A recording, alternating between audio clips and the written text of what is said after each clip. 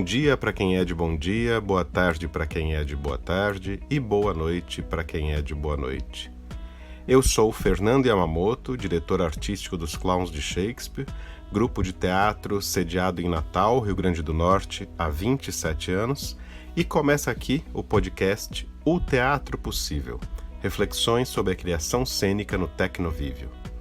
Esse podcast acontece graças ao edital Poti Cultural, uma ação do Sesc Rio Grande do Norte. Durante a próxima hora, eu vou falar sobre essas novas criações cênicas mediadas pela tecnologia que vem transformando os modos de relação e criação em tempos de pandemia. Antes de qualquer consideração técnica, estética ou poética, eu entendo que é importante frisar que não podemos perder de vista, em nenhum momento, durante qualquer reflexão sobre esse tipo de trabalho, do contexto social que eu estou chamando de teatro possível está inserido. Apesar dos eventuais entusiasmos que esse tipo de criação possa até trazer para algumas pessoas, é fundamental considerar sempre o contexto trágico na qual essa limitação foi imposta. A possibilidade que alguns de nós temos de seguir trabalhando, criando e experimentando na segurança de nossas casas, assim como de outras pessoas poderem participar como público dessas experiências também de suas casas, é uma condição de extremo privilégio em meio a um cenário mundial caótico e no âmbito brasileiro de um genocídio, né? Além disso, diferentemente do teatro presencial, físico, onde a rua é um espaço generoso e democrático, essas novas formas cênicas acabam ficando restritas a uma parcela pequena da população devido à questão da exclusão digital, que é um problema cuja solução está além do nosso alcance. Bom, mas apesar dessas ressalvas delicadas, o fato é que eu entendo que a gente não pode se entregar à paralisia diante desse cenário posto. Além de contribuir para a sobrevivência dos artistas teatrais enquanto possibilidade de monetização, o teatro possível também opera na dimensão da vazão dos impulsos criativos dos artistas, que num primeiro momento da pandemia parecia ser impossível de acontecer. Eu tenho certeza que passou pela cabeça de todas e todos os artistas do país a possibilidade de passar por toda a pandemia sem poder trabalhar, né? Até que em determinado momento surgiram essas novas experiências como uma forma de expressão possível dentro dessas limitações do isolamento social. Bom, então eu gostaria de começar a falar sobre o nosso tema em si a partir do pensamento do pesquisador argentino Jorge Dubat. O Dubat, há mais de uma década, levantou uma reflexão sobre a dificuldade em definir quais os limites do que podemos chamar efetivamente de teatro, diante de uma implosão de formas apresentadas pela produção contemporânea teatral mundo afora. No entanto, o Dubat aponta uma singularidade como talvez comum a todas essas experiências, que seria a relação convivial do teatro. Ou seja, abrindo aspas, seria a reunião sem intermediação tecnológica, o encontro de pessoa com pessoa em escala humana, a reunião territorial de corpos presentes. Por outro lado, o Dubat apresenta um conceito de tecnovívio, que seriam as ações realizadas solitariamente ou em reunião desterritorializada, ou seja, através de recursos neotecnológicos que permitem a ausência do corpo físico, né? Então o Dubat coloca esse elemento da presença do corpo físico como um fator determinante para identificar o que seria esse teatro, né? Bom, diante disso, em 2020, com o surgimento da pandemia do Covid-19, esse conceito criado em tempos pré-pandêmicos pelo Dubat ganhou um protagonismo no pensamento do teatro por toda a Latinoamérica, já que as experiências de criação virtual vêm sendo realizadas em larga escala por todo o continente. A própria ideia de teatro tecnovivial acabou sendo um termo muito utilizado ao longo de todo esse período. Várias dessas experiências têm proposto formatos muito criativos de relação com o público, em que os corpos do elenco e do próprio público são comprometidos de alguma forma, mesmo cada um em sua casa, e assim a própria ideia de presença vem sendo colocada em xeque, né? Ampliando a presença para além da presença física. Eu acredito que a primeira questão que não sai das rodas virtuais de debate é a famosa pergunta: isso é ou não é teatro, né? Eu recomendo, inclusive, que você assista o trabalho do grupo mexicano Lagartijas Tiradas al Sol, do diretor Lázaro Gabino Rodrigues, que esse trabalho ele foi feito no Festival Internacional de Brasília, o Cena Contemporânea, e se chamava Cada vez que alguém diz isso não é teatro, uma estrela se apaga. Então, além desse título super criativo e provocativo, essa obra traz uma reflexão que vale muito a pena ver, e ela segue disponível no YouTube do Cena Contemporânea. Então eu realmente recomendo. Bom, ao meu ver, eu acho que qualquer resposta sobre essa questão de se é ou se não é teatro, ela é provisória, independente que você defenda um lado ou outro lado, né? Eu acho que é uma resposta transitória. Até porque a resposta em si, eu entendo que não é importante, mas sim a gente se debruçar sobre essa pergunta e os possíveis desdobramentos que isso possa gerar a partir dessa reflexão. Até porque não é difícil encontrar inúmeras razões para desassociar essas experiências cênicas mediadas pela internet do teatro como a gente conhecia, né? Tanto no aspecto técnico como na linguagem em si, a gente pode enumerar vários aspectos que a gente afirme que a partir desses argumentos isso não é teatro. No entanto, eu entendo que defender esse lugar consiste em um ato político, em um posicionamento político. Por quê? Tratam-se de caminhos possíveis que os artistas de teatro encontraram como uma resposta a esse momento e a essas limitações, se fazendo valer dos saberes que acumularam ao longo de suas trajetórias como teatreiros, né? Nos palcos, nas ruas, nas salas de ensaio. Assim, eu entendo que devemos sim reivindicar isso para nós, como uma forma de fazer teatro, inclusive pela desestabilização que essas experiências podem e devem trazer para as artes vivas no pós-pandemia.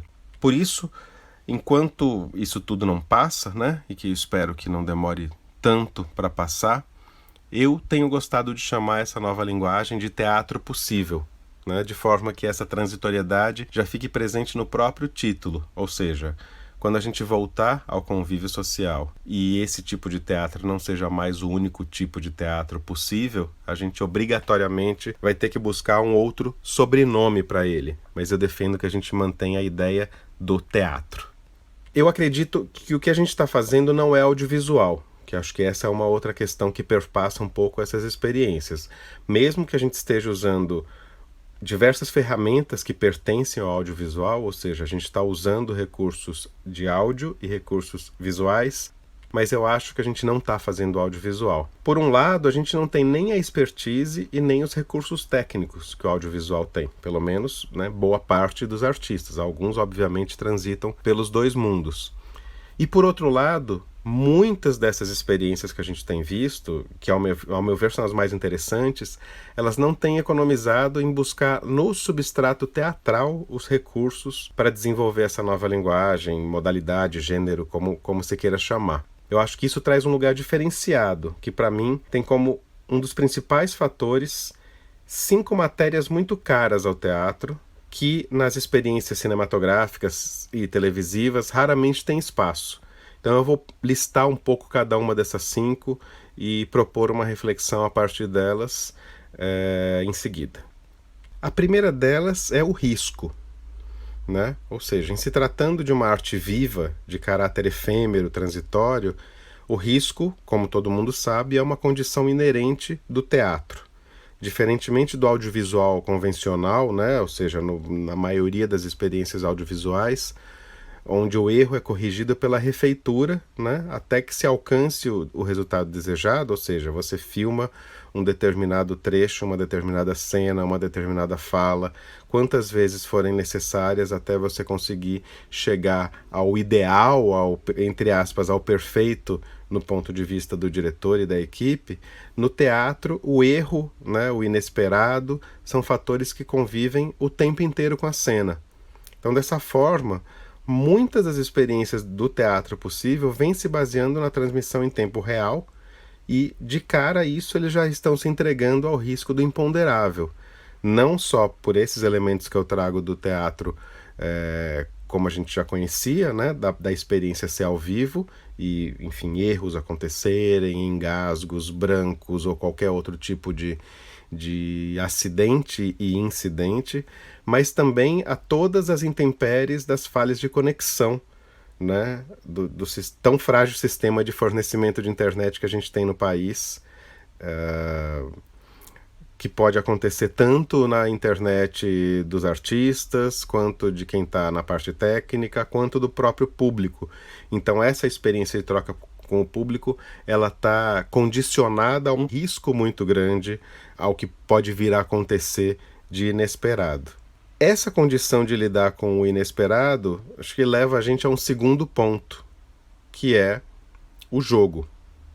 Então, num primeiro plano, a ideia de jogo que me chama a atenção está diretamente relacionada à ideia de jogo do teatro como a gente já conhecia, né? Ou seja, é um conceito muito conhecido por quem faz teatro, também muito próximo àquela ideia do risco que eu falei antes, né? Acho que é uma condição inerente a boa parte dos tipos de teatro estabelecer essa relação de jogo. Porém, eu acho que tem um segundo entendimento de jogo, que também nem é inédito no teatro, mas que antes tinha aparecido em ocasiões muito esporádicas, em espetáculos pontuais, e que agora, pelas peculiaridades de linguagem que acontecem com maior frequência, apareceu de forma muito mais inventiva e potente, que é o jogo enquanto interação realmente com o público, né?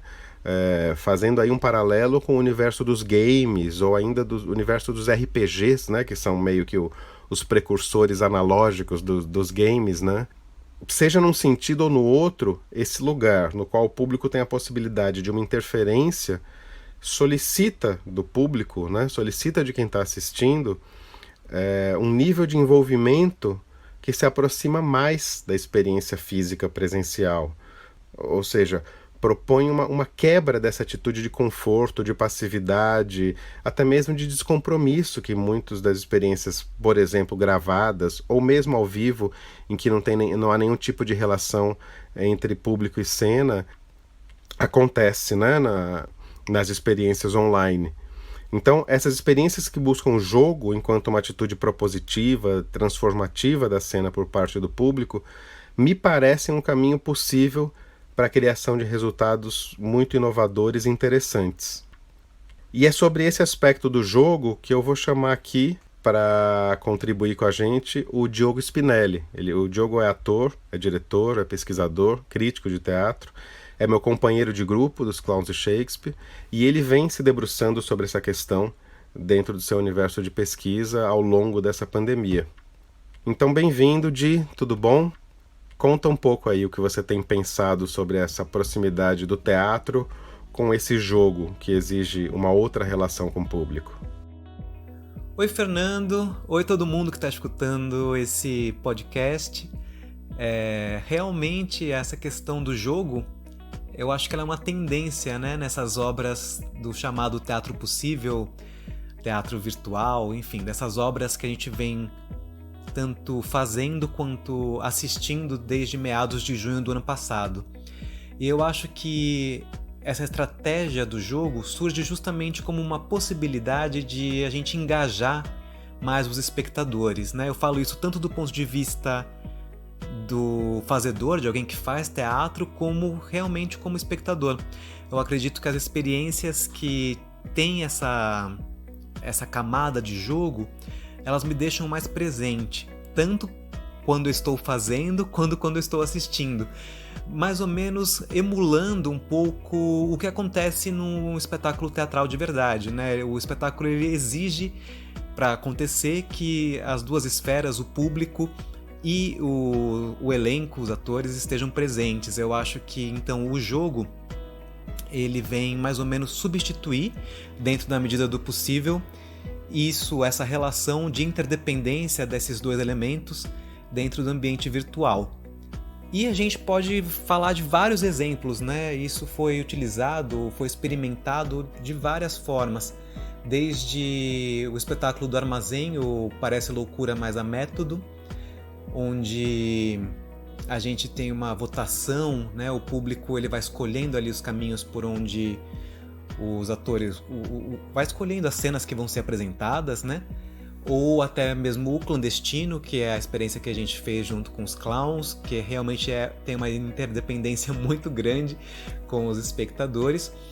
até o ponto de experiências onde esse jogo, ainda mais no ambiente virtual, ele passa por uma ideia de gamificação mesmo, né? Ele tem o recurso do videogame, entra e começa a ficar híbrido com a linguagem teatral.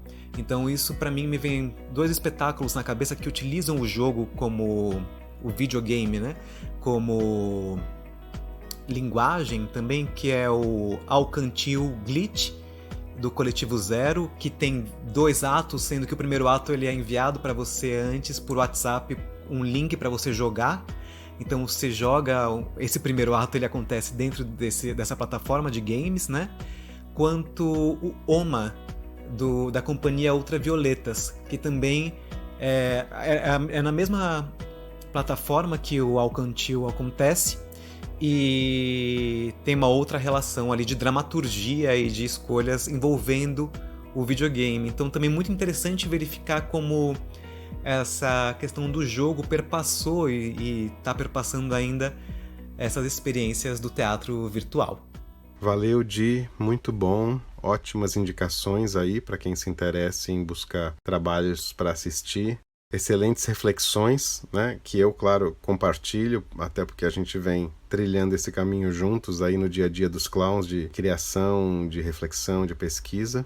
Mas, bom, acho que seguindo, o terceiro ponto tem a ver com a pactuação, né? Ou seja, com esse acordo que o teatro em geral, né, que né, boa parte das formas do fazer teatral, em geral propõe ao público para as inúmeras possibilidades simbólicas de representação. O que quero dizer com isso? O teatro ele possibilita que o público, diante de um ator de shorts, veja apenas um cachorro e não o próprio ator, ou seja, não o próprio corpo humano do ator, né? Como acontece no simbólico espetáculo Val da Sarapalha, do grupo Piolim da Paraíba, né? Ou então, sei lá, que uma cadeira de plástico branca vire um trono, né? Que a gente veja aquela cadeira de plástico branca e entenda ou acredite que aquilo é um trono, e mais ainda, que aquele trono vire um palácio, ou seja, de uma cadeira de plástico branca que a gente vê de uma forma tão reles em qualquer lugar no dia a dia, o teatro tem a capacidade de proporcionar esse olhar para transformar aquela cadeira em um trono. E essa é uma condição muito rara de acontecer com o cinema e a televisão, né? Essa pactuação para uma metaforização dessas imagens é muito mais difícil de ser atingida, já que o audiovisual tende a ser muito mais literal e mais realista. Então acho que nesse sentido, em geral, as experiências feitas por essa lógica do teatro na internet, mesmo que elas sejam audiovisuais por princípio, elas estão encontrando um outro lugar, chegando em um outro lugar a partir de um outro caminho, encontrando essa linguagem híbrida que efetivamente a gente poderia dizer que não é nenhuma das duas coisas, mas que, como eu falei antes, eu acho que é uma resposta do teatro a esse formato audiovisual, e acho que a gente deveria sim reivindicar como sendo algo nosso, né? O quarto ponto diz respeito à experiência coletiva dessas criações. E acho que quando eu falo experiência coletiva, isso pode ser visto a partir de 2 aspectos distintos. O primeiro está na concepção em si, né? Ou seja, no processo de criação, que parte de uma lógica horizontalizada, né? Por mais que isso não seja uma exclusividade do teatro, nenhuma condição para que ele seja feito, é uma característica muito cara ao teatro, em especial ao teatro de grupo, né? É evidente que em boa parte dessas experiências a gente consegue ver como o resultado apresenta uma resposta coletiva às questões que estão sendo discutidas, né? E não o ponto de vista unicamente de um diretor. A gente vê que tem um coletivo criando, e o outro aspecto sobre isso, sobre essa questão da experiência coletiva, diz respeito às próprias escolhas formais em si, né? Tendem a ser soluções que buscam um caminho muito mais coletivo, tanto entre os artistas uns com os outros, como na relação dos artistas com o público. E por fim, o quinto ponto dessa introdução que eu queria fazer, que tem me chamado a atenção nessas experiências é o mais subjetivo dele, por um lado, mas talvez seja o que melhor resuma o que eu tenho pensado sobre isso que eu estou chamando dessas experiências que tem um gostinho de teatro, né? Ou um cheirinho de teatro, como a gente vê em algumas dessas experiências. Porque eu acho que tem um jeito de fazer, desde a criação até o resultado final, que é muito particular ao teatro, especialmente ao teatro de grupo, e que os grupos estão conseguindo encontrar uma forma de criar uma equivalência para desenvolver trabalhos que tenham essa pegada, né? Esse jeito tem como uma das principais características um aspecto que a gente não costuma ver no audiovisual. E daí porque eu entendo que seja um ponto fundamental de distinção entre essas duas áreas, essas duas tentativas, que é a atriz e o ator ocupando um lugar de centralidade no processo. Desde que eu comecei a fazer teatro, eu escuto aquela brincadeira, que é aquela famosa brincadeira com fundo de verdade, mas que o teatro é a arte do ator, o cinema é a arte do diretor e a televisão é a arte do dinheiro. Claro, exageros, provocações, generalizações à parte, é fato que essa centralidade do ator no processo é uma característica muito esmanada ao teatro. Até porque uma vez iniciada a apresentação, não tem mais interferência do diretor, a não ser, né, em experiências muito particulares.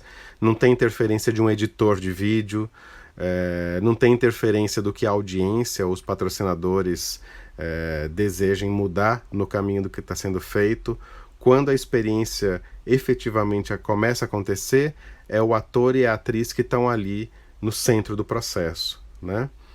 E é curioso ver nessas experiências do teatro possível que, apesar do suporte audiovisual, me parece que de fato o ator e a atriz ocupam esse espaço de centralidade. E acho que isso ajuda também muito a dar essa cara de artes da cena, essa cara de teatro para esse tipo de trabalho. Bom, depois de ter passado por esses conceitos, a partir dos quais eu tenho pensado assim, né, ao longo dessa minha prática de criação e de pesquisa durante a pandemia, eu queria tratar de alguns aspectos mais ligados à feitura em si, né, em especial a questão da tecnologia. Como acho que é sabido por todos, quase todos que tenham acompanhado essas obras online durante a pandemia, o teatro pela internet, pelo menos no Brasil, virou quase que um sinônimo de Zoom, né? Esse software de conferências estadunidense, que foi criado há quase uma década, sofreu uma enorme expansão durante a pandemia, sendo usado largamente para fins educativos, empresariais, domésticos, de lazer, né? Assim, acho que quase ninguém conhecia o Zoom antes da pandemia e hoje é difícil encontrar alguém que não conheça, que não tenha usado, né? E acho que o fato de ser uma plataforma com estabilidade, com uma variedade de recursos técnicos, acabou popularizando o seu uso dentre os grupos e artistas teatrais pelo país, a ponto de se criar esse lugar comum nos espetáculos online, né, que adquirir ingresso virou sinônimo de receber o link do Zoom. Assim, desde o advento da pandemia do Covid-19, muito tem se explorado dessa plataforma para as adaptações cênicas, né? E uma das experiências pioneiras e que mais se aprofundaram nisso ao longo desse período, sem dúvida, são as criações da Pandêmica Coletivo Temporário de Criação, que é uma iniciativa do diretor e ator cearense radicado no Rio de Janeiro, Juracy de Oliveira. A Pandêmica criou 5 obras e atuou como parceira em quase uma dezena de outras criações. E dessas experiências, né, eu acho que eu posso afirmar que o Juracy tenha se tornado o maior especialista em Zoom para teatro no país, tendo pesquisado a fundo essas possibilidades, essas adaptações para a cena, dado oficinas sobre isso, inclusive. Então, de fato, o Juracy conhece cada esquina, cada recôndito aí desse Zoom e tem pesquisado muito sobre quais são as possibilidades de uso no teatro. E eu chamei o Jura para conversar também com a gente um pouco e para falar um pouco sobre isso. E aí, Jura, tudo bem, querido? Muito obrigado pela sua participação, primeiro de tudo, seja bem-vindo. E eu te peço para contar um pouco para a gente sobre essa experiência, né? Como foi e que começou, e as percepções que você tem hoje depois de tantos processos que você participou, seja como diretor, como ator, como fornecedor de Zoom, vamos dizer assim, ou operador de Zoom, quase um ano depois. Conta um pouco dessa história e dessa relação pra gente, por favor. Oi, Fê. Obrigado você pelo convite. Estou muito feliz em estar aqui trocando contigo. E muito bacana também estarmos falando sobre essa experiência que viemos acumulando nesse último ano, né? E que loucura falar sobre um ano, meu Deus, já. Mas vamos lá. Acho que a primeira coisa que me fez começar essa pesquisa foi o desafio. Eu me senti extremamente desafiado. Eu particularmente já gosto muito de sair do meu lugar de conforto no meu fazer teatral. Sempre busco novas linguagens ou modos de processo de criação diferente. E eu encarei essa coisa toda do Zoom e do online como mais um capítulo desse desafio que eu mesmo me dou. Assim como trabalhar espetáculos no formato site specific, ou no formato musical, ou no formato no teatro convencional, que seja, né? Eu sempre curti muito essas pesquisas que nos tiram, que puxam nosso tapete, que nos tiram, e pesquisas também das quais a gente não sabe no que vai dar. Então, foi daí que eu mergulhei fundo nessa pesquisa do Zoom. Como a minha pesquisa foi muito realmente prática. Claro que eu dei uma lida e uma pesquisada inicial sobre o aplicativo em si, mas eu, ao mesmo tempo, estive em 4 processos de montagem. O primeiro deles foi 12 pessoas com raiva, depois o Safe Comfort, depois o De Passagem, Okeano Louco 2020, e depois o Love Live Show, e o Discurso sobre Nada. Né? Esses 5 projetos, na verdade, em paralelo, onde cada um tinha um foco diferente na sua pesquisa tecnológica e online, digamos assim. Um trabalhava mais as interações com a plateia, o outro pensava mais em coisas técnicas que o Zoom poderia oferecer de transmissão, outro estava mais focado na dramaturgia, outro no jogo dos atores, e com isso eu fui entendendo como que aquele aplicativo reage àquilo que a gente estava querendo fazer, mas que aquele aplicativo não tinha sido feito para isso. Então eu me sentia mesmo hackeando o Zoom, hackeando as plataformas, o YouTube, o OBS, o StreamYard, todas essas plataformas que a gente está usando. Eu me senti como um hacker mesmo. E através dessa experiência prática a gente pôde de fato trabalhar e continuarmos o nosso ofício dentro dessas possibilidades infinitas que são essas possibilidades online. Obrigadíssimo, Jura. 2 aspectos que me chamam muita atenção nessa fala do Juracy são essa ideia do hackeamento dos recursos, né? Que acho que é uma coisa interessante pensar nisso, de uma abordagem subversiva sobre esses recursos que a gente está acostumado a lidar no dia a dia, nas reuniões de trabalho, nas aulas e tal. E o outro é esse lugar do desafio, né? Da transposição da ideia da pesquisa para esse outro universo que ele fala, que é muito bacana, né? Acho que explica muito o porquê da pandêmica ter produzido tanto ao longo da pandemia. Uma outra experiência muito interessante foi a adaptação de uma obra criada antes da pandemia, né? E que agora foi adaptada para o formato virtual. A Inquieta Companhia de Teatro de Fortaleza adaptou a sua obra Metrópole para o Instagram. É um trabalho que tem muitos atributos, desde a sua estrutura de produção, né? Os ingressos já eram adquiridos via plataforma Simpla, e isso te fazia ter um acesso a uma conta fechada do Instagram.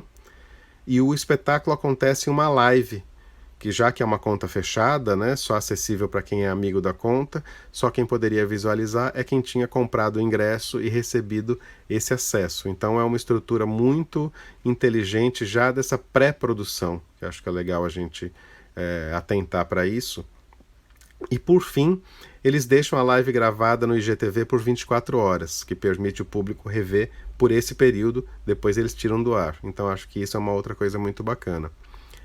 Essa obra, ela explora com muita inventividade os poucos recursos, em comparação, por exemplo, com o Zoom, que o Instagram oferece, né? Em especial usa muito da coisa dos filtros, tem um olhar muito cuidadoso para os posicionamentos e angulações de câmera, é uma direção de arte quase cinematográfica em alguns momentos, e tem um momento de interação com o público muito inteligente em relação a essa interface entre a dramaturgia e o ambiente do aplicativo, em que eles usam os próprios comentários de texto da live para interação. E para falar sobre isso, eu vou convidar agora o Gil Gifone, que é um dos integrantes da Inquieta, é diretor e um dos atores desse trabalho, para falar um pouco sobre a escolha e as implicações do uso do Instagram na cena. Oi Gil, bem-vindo, a palavra é tua, manda aí. O Metrópole Online, Arte para Alimentar, tem o seu processo iniciado em abril de 2020, com a provocação do Silvério Pereira. O Silvio entrou em contato comigo e disse: Gifone, eu tenho pensado que seria muito interessante fazermos o Metrópole no Instagram. Eu tenho feito algumas experiências com os filtros e acho que tem cena aí. E eu comprei a ideia e a gente começou a experimentar junto com o Andrei Bessa, né, a partir da dramaturgia do nosso espetáculo Metrópole, com o texto do Rafael Barbosa e a montagem que dá início à Inquieta Companhia, que é de 2011. Então a gente tinha um tanto desse material fantasma para trabalhar. Contudo, nessa relação com a plataforma digital do Instagram, fomos entendendo que ali estávamos erguendo uma outra metrópole, uma nova montagem. Com isso, começamos a ensaiar, reconhecendo tanto o que tínhamos de material na nossa casa, reconhecendo os nossos repertórios, do que do nosso repertório caberia aí nessa experiência que a gente estava vivendo, e também abraçando com muita força o que era possível cenicamente compor e descompor no Instagram.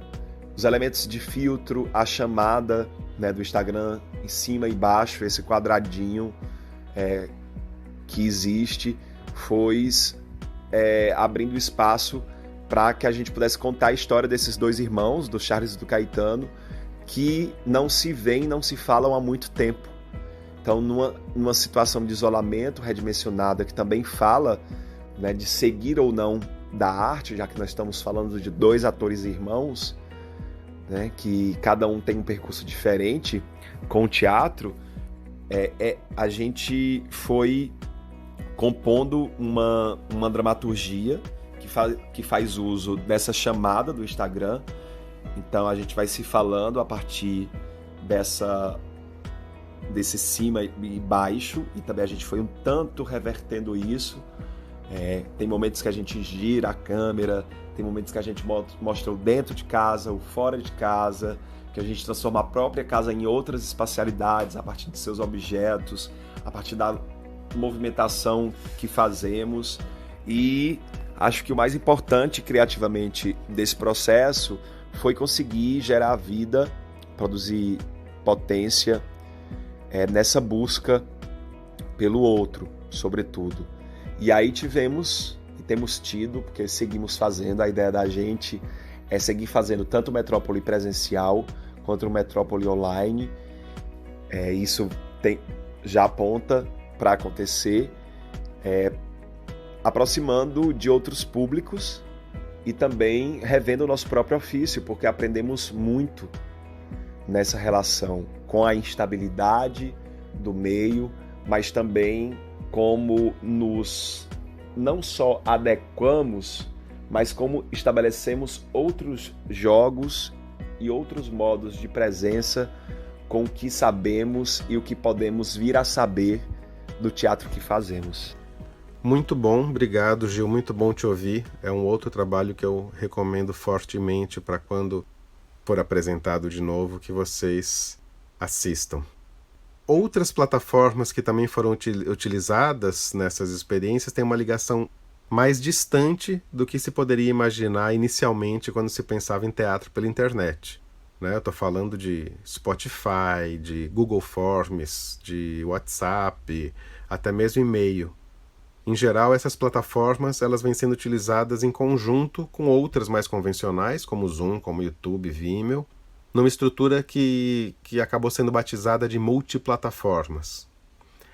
Um dos pioneiros, não só nesse formato de multiplataforma, mas das experiências cênicas virtuais em geral, foi o grupo Magilute de Recife, com tudo que coube numa VHS e depois com todas as histórias possíveis.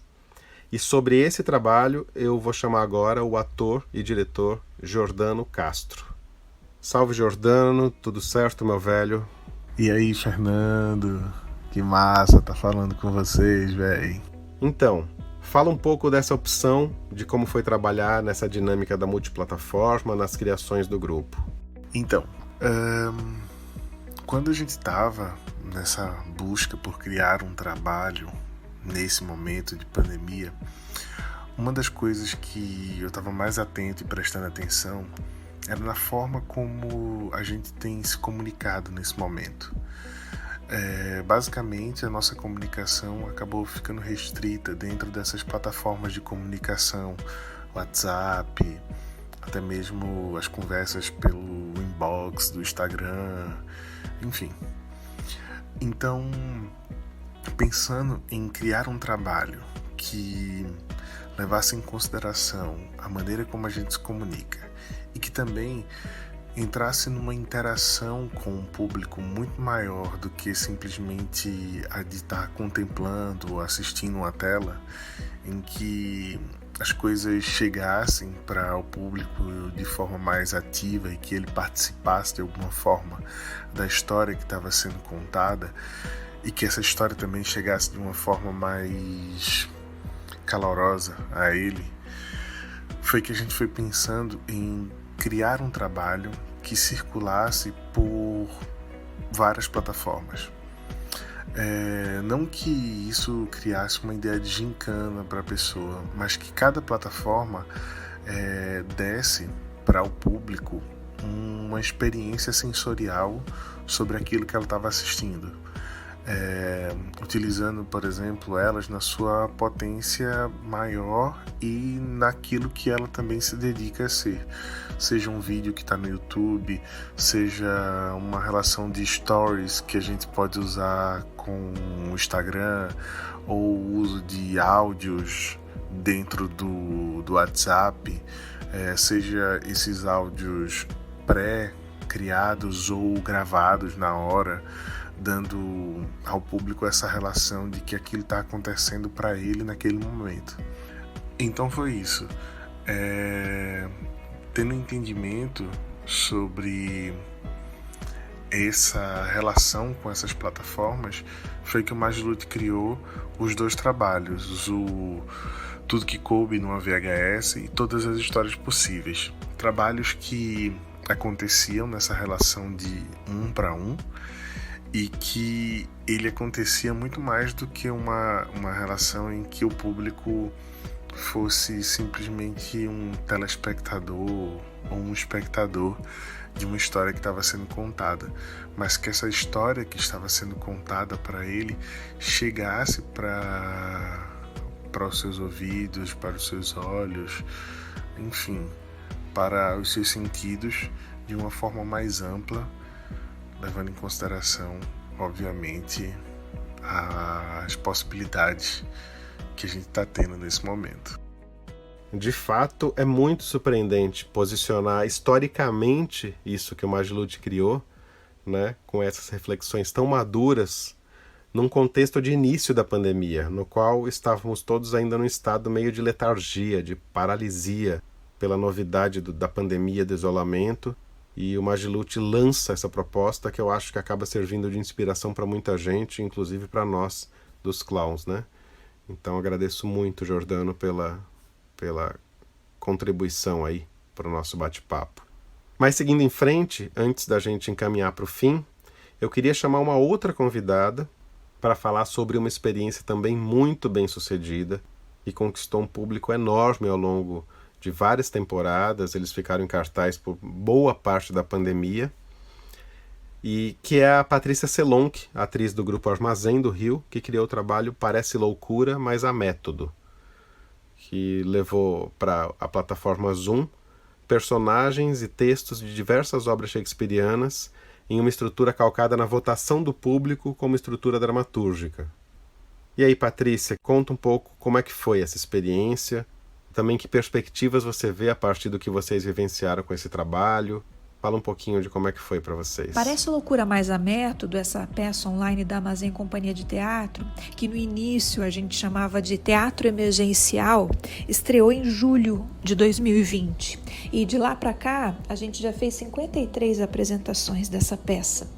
A estrutura básica dela é o seguinte: são 9 personagens shakespearianas que se encontram para um embate de ideias.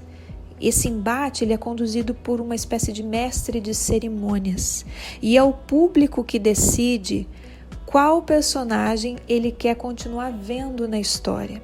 A gente apresenta pela plataforma digital Zoom e o público vota a partir de uma enquete que aparece na tela ali a cada um dos embates. Essa estrutura interativa com o público, ou seja, pelo fato do público ter que votar em quem ele quer continuar assistindo, acaba que a atenção do público ela fica muito ali voltada para esse jogo. E eu acho que isso é uma dos grandes achados e qualidades assim, do que a gente conseguiu fazer. Bem, eu acho que os desdobramentos desse universo online, eles vão ser inúmeros, né? A gente ainda, tudo isso é muito recente ainda, né? O que eu consigo detectar até agora como coisas bastante positivas, uma é assim, a possibilidade de pessoas de diversas partes do Brasil, do mundo, terem contato com o trabalho do Armazém. Então, por exemplo, o Parece Loucura, mas há Método, ele já foi visto por mais de 115 cidades aqui no Brasil, e entre elas algumas que eu realmente não conhecia. Por exemplo, Picuí, na Paraíba, Gurupi, no Tocantins, Carmópolis de Minas, em Minas Gerais, Bom Jesus dos Perdões, em São Paulo, e também foi assistido por pessoas em 15 países, entre eles Marrocos, Suíça. Então, essa possibilidade de pessoas que possivelmente não conheceriam o Armazém ou não teriam acesso ao nosso trabalho, estarem ali com a gente a partir de uma plataforma digital, eu acho sensacional. Isso abre muitas possibilidades, né? Quando é que a gente ia levar o nosso trabalho para Gurupi, no Tocantins, sabe assim? A outra coisa é que para esse experimento nosso, a gente resolveu chamar algumas atrizes e atores que a gente sempre teve vontade de trabalhar, mas que a vida, né, cada um nos seus trabalhos, não tinha juntado a gente ainda. Então, por exemplo, para fazer as apresentações, uma das atrizes, que é a Liliana de Castro, ela está em Los Angeles. A Isabel Pacheco, que é a atriz da Armazém e precisou passar uma temporada em Campos, uma cidade aqui do Rio de Janeiro, com os pais, apresenta de lá. Então, a gente pode também ter ali atrizes e atores de lugares muito diferentes. Então, isso aproxima e cria outras possibilidades de trabalho, né? O nosso encontro foi muito feliz. A gente conseguiu juntar ali uma galera muito a fim de experimentar um negócio novo e que olhou para essas plataformas digitais não como um empecilho, mas sim como um meio da gente seguir trabalhando e da gente seguir explorando conteúdo, histórias, personagens e como fazer, a partir de tudo que a gente fosse descobrindo ali, isso chegar para o público. Legal, obrigado. Você me contava também, Patrícia, eu queria que você falasse um pouco, que o Parece Loucura, mas a Método rendeu também desdobramentos pedagógicos para o Armazém, né? Então, eu acho que seria bacana se você pudesse falar um pouquinho sobre isso também, para quem está ouvindo.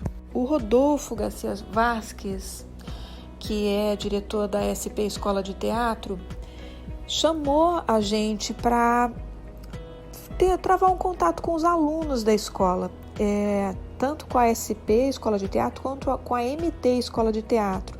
Eles estão justamente também nessa busca de como conseguir seguir dando aula de teatro para os alunos, sendo que nesse momento não tem como as aulas serem presenciais. E a gente pôde ter contato com os alunos e falar um pouco dessa nossa experiência online para eles, propor determinadas pesquisas práticas com eles também. Então, esse foi um outro desdobramento, e a gente poder entrar numa escola a partir de uma plataforma digital, uma escola de teatro, e seguir nessa linha de experimentação e pesquisa com as plataformas digitais.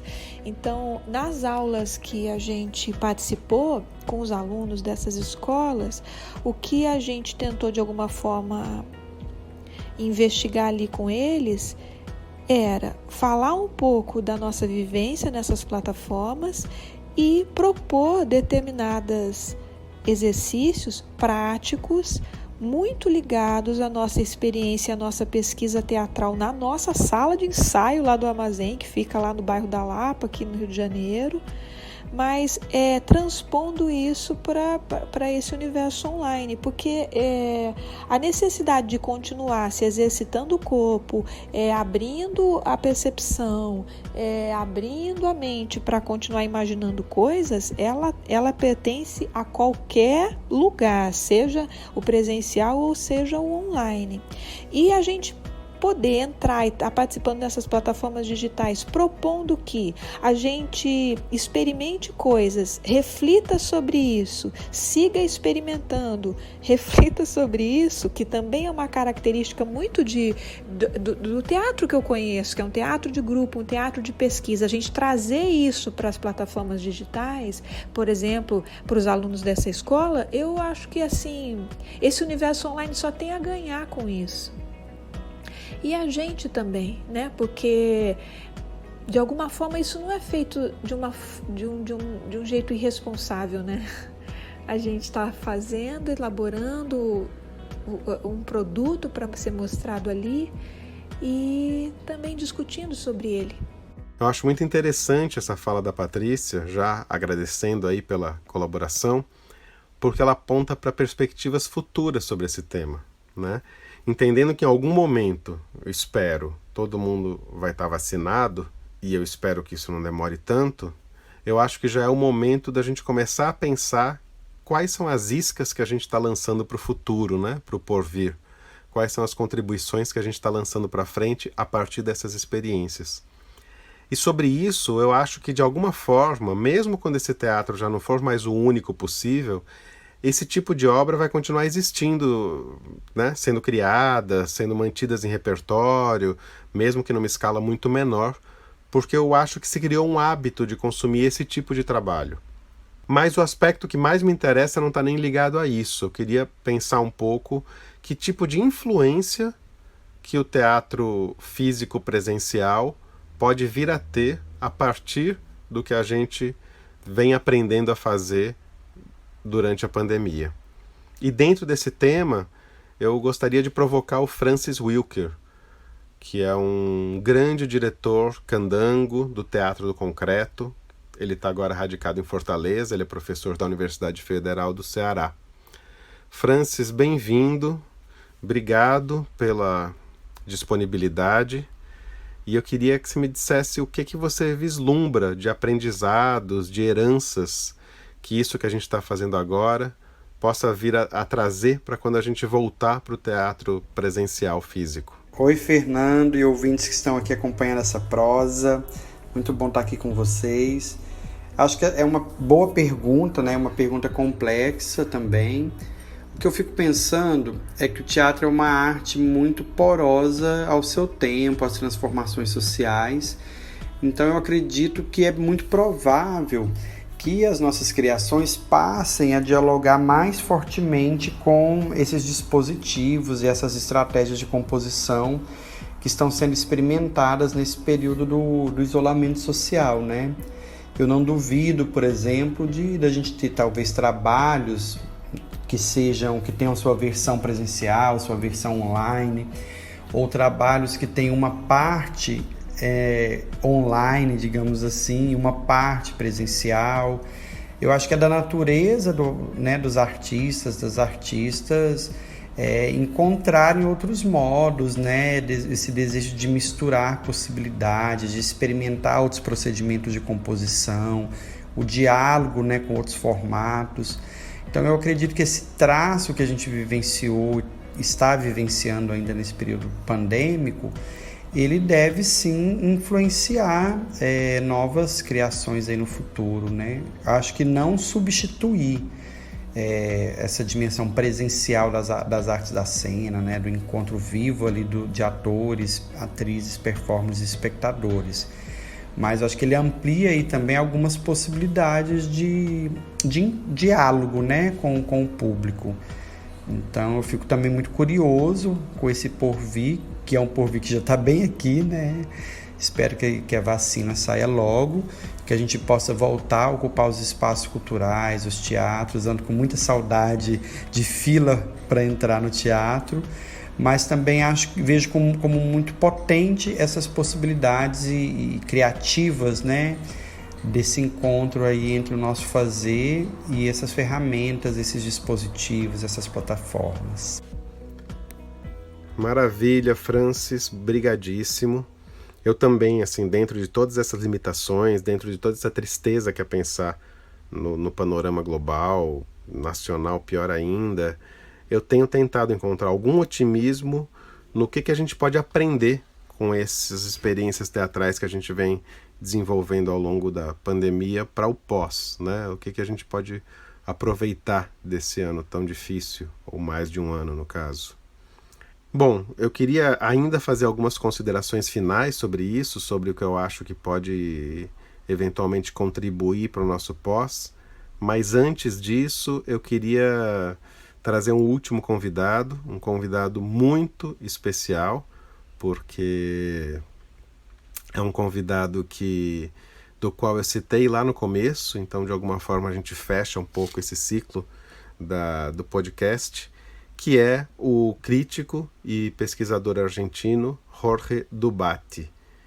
O Jorge acho que é uma das figuras mais brilhantes e mais importantes do teatro latino-americano contemporâneo, um grande pensador, e eu queria que você, Jorge, falasse para a gente sobre como você vê essas perspectivas pós-pandêmicas a partir do que a gente está fazendo agora.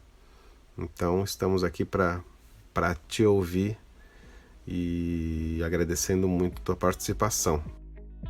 Fernando, es muy interesante la pregunta que formulás respecto de cómo uno se imagina que va a ser el futuro de la actividad artística, y en realidad yo creo que no va a haber mucho más cambio respecto de lo que ya conocemos de antes de la pandemia, ¿no? Que es artes pluralistas, ¿no? Es decir, manifestaciones lo suficientemente diversas y lo suficientemente válidas y con sus propias reglas en cada caso, que van a permitir la convivencia, digamos, de formas artísticas muy distintas, ¿no? En mi caso, a mí me interesa mucho, vos lo sabés, hablar sobre lo que yo llamaría artes conviviales, artes tecnoviviales y artes liminales entre convivio y tecnovivio, ¿no? Le llamamos artes conviviales aquellas que se basan en el encuentro en el espacio físico, en presencia física. Le llamamos artes tecnoviviales a las que implican una mediación digamos, fundamentada en máquinas, en tecnologías que permiten la sustracción del cuerpo, digamos, en presencia física, digamos, que permite sustraer el convivio. Y finalmente la liminalidad entre convivio y tecnovivio serían aquellas artes que combinan de múltiples maneras ambos elementos, ¿no? Entonces yo lo que creo que va a haber es una coexistencia y préstamos permanentes de todas estas prácticas, que es algo que el teatro, digamos, aprendió a lo largo de su historia. Aprendió a convivir con el libro, aprendió a convivir con el cine, con la radio, con el video, con la televisión, con digamos, las posibilidades digitales, ¿no? Ahora sí, ese pluralismo implica también la percepción de diferencias, la percepción de singularidades, ¿no? Yo creo que convivio, tecnovivio y liminalidad nos van a plantear justamente posibilidades muy distintas en cuanto a las experiencias, a los acontecimientos, a las praxis, a las pedagogías, a las epistemologías, a los reomodos, ¿no? Como dice David Bohm y como dice Cartoon. Bueno, pienso eso, que lo que va a pasar va a ser justamente una acentuación de las prácticas del pluralismo. Muitíssimo obrigado, muitas graças. E na minha experiência, o mais marcante de tudo tem sido uma nova relação com o público, que muitos desses trabalhos nos submeteram, como é o caso do Clandestino, que nós nos Clowns criamos. Diferentemente de um teatro físico convencional, com 100, 200, 500 pessoas na plateia, onde mesmo que tenhamos uma relação viva, presencial com as pessoas, ela acontece numa dimensão coletiva, né? À exceção de uma ou outra experiência eventual, de um espetáculo ou outro que tem uma relação mais individualizada. Aqui, em muitos trabalhos, no Teatro Possível, em muitos trabalhos, o público está visível individualmente para o elenco, com o seu nome ali escrito no quadradinho do Zoom, ou no WhatsApp, ou seja onde for, podendo até mesmo estar participando efetivamente dos desdobramentos do que vai acontecer. Então é uma relação que acho que leva em consideração muito mais fortemente o público do que o que a gente vinha acostumando a fazer. E acho que isso pode apontar caminhos que ajudem a operar diretamente em uma das grandes crises que, ao meu ver, a gente vive no teatro de grupo de pesquisa no Brasil hoje, que é a distância do público. Eu acredito que a gente se habituou a fazer um teatro apenas para os nossos umbigos, né? É muito recorrente a gente ver apenas os próprios artistas assistindo uns aos outros. A gente passou a considerar quase que uma diminuição do trabalho se a gente abrisse concessões para levar em consideração o público. E acho que com isso a gente se distanciou do mundo real, se distanciou do país e de tudo que vem acontecendo, mesmo fazendo espetáculos que trazem uma contribuição de pensamento tão elaborada e de tanta vanguarda, porque eu acho que a gente tem esse lugar de leitura do mundo muito potente, mas de nada adianta se a gente faz esse teatro só uns para os outros, né? E acho que isso contribui muito para que a gente fragilize esse processo, que a gente se fragilize nesse processo que a gente vem sofrendo nos últimos anos de tentativa de criminalização dos artistas, de criminalização da arte. Se a gente tivesse mais próximo do público, se a gente tivesse levando muito mais em consideração a relação de um público para além dos iniciados ou para além dessa elite intelectual que sempre nos assiste, eu acho que a gente teria um outro lugar nesse país e acho que é um desafio que temos pela frente de reconstrução, quando isso for possível. Então, eu desejo que essa vivência distante, né, pela pandemia, mas numa relação muito mais direta e personalizada, como várias dessas experiências têm nos dado, possa propor uma reflexão para mudar o teatro que a gente fazia e vai voltar a fazer presencialmente. E quem sabe inaugurar um novo momento em que o teatro possa estar efetivamente mais conectado ao país e ao mundo, em especial às pessoas, né? Se conectar com a dimensão humana das pessoas, e da população em geral, né? Proporcionar esse encontro com a cidade, com as pessoas. Quem sabe, né? Essa experiência pode nos levar a isso.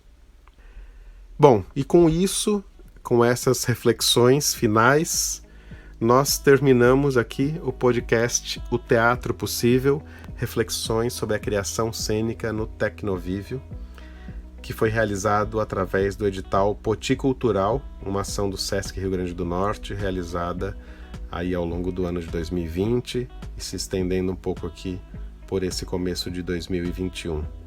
Qualquer colaboração, dúvida, contraponto, divergência que você tenha desejo de compartilhar, eu ficarei muito feliz em receber e seguir nesse assunto. Então eu te peço que, se possível, mande uma mensagem através das redes sociais dos Clowns de Shakespeare, ou do meu Instagram, fernando.yamamoto.clowns, ou do e-mail fernando@clowns.com.br. E aí a gente segue conversando e pensando mais sobre todas essas questões. É isso, deixo um grande abraço a todo mundo, cuidem-se todos e espero que até logo. Tchau, tchau.